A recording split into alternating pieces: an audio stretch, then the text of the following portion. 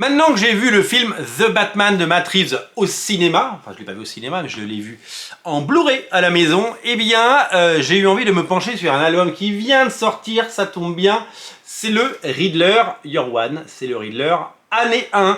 Pourquoi cet album m'attire? Je ne l'ai pas encore lu, je tiens à le préciser, je viens en faire l'acquisition et je vais le lire très vite pour pouvoir évidemment vous en parler.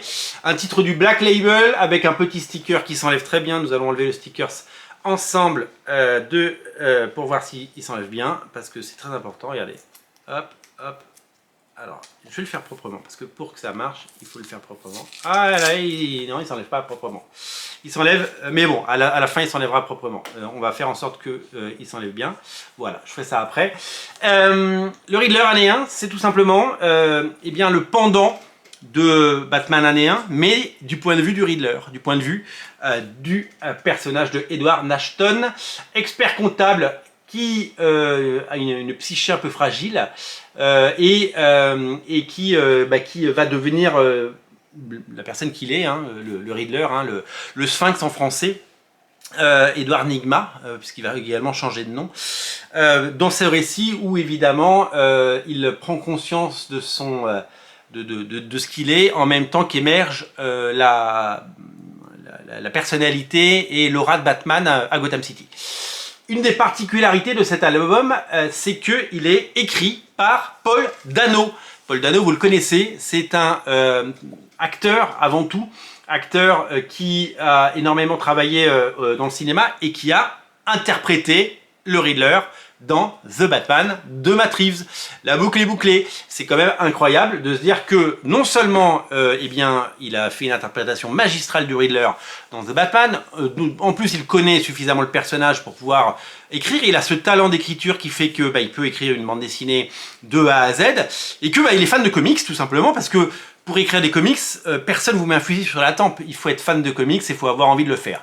Donc oui, c'est un coup éditorial, parce que quand une star d'Hollywood et une star du cinéma indépendant eh bien, vient travailler sur un comics, ça donne une lumière, bien entendu, à tous les projets, et que d'un coup le Hollywood Reporter, des magazines de cinéma, de la presse, des blogs, des influenceurs, des comptes Twitter, des comptes tout ce que vous voulez, s'intéressent à ça, et ça donne évidemment eh bien, de la visibilité à ces comics. La deuxième chose, c'est que le personnage qui interprète le Riddler écrive une histoire sur les origines du Riddler, incroyable. Donc voilà pourquoi cet album n'a que des choses, que des avantages, parce que il connaît très bien la chose.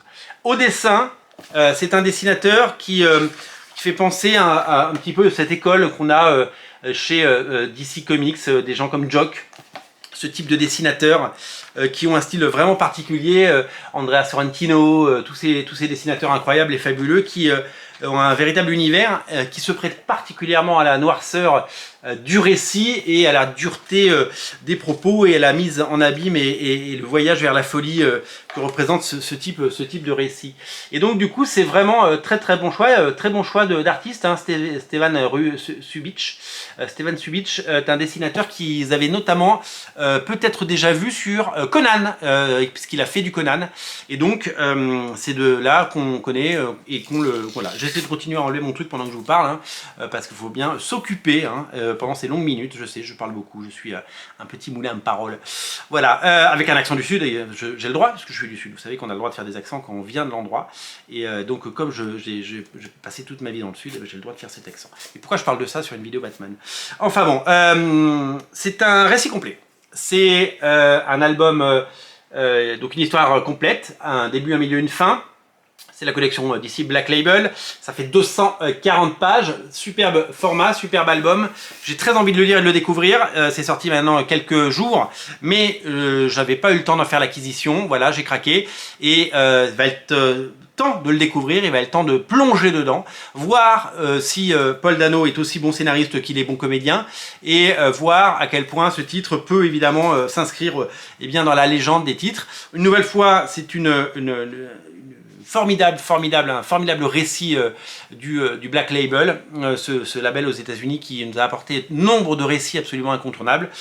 C'est à découvrir d'urgence, ça s'appelle The Riddler année 1 et il ne faut pas le rater. Je vous invite évidemment à le feuilleter quand vous passez en librairie. Merci de votre attention et merci évidemment de suivre ces émissions. Merci à tous ceux qui mettent quelques euros sur Tipeee et merci à tous ceux qui partagent, commentent et font vivre cette chaîne simplement en regardant les émissions. Vous êtes nombreux et on vous aime. Salut!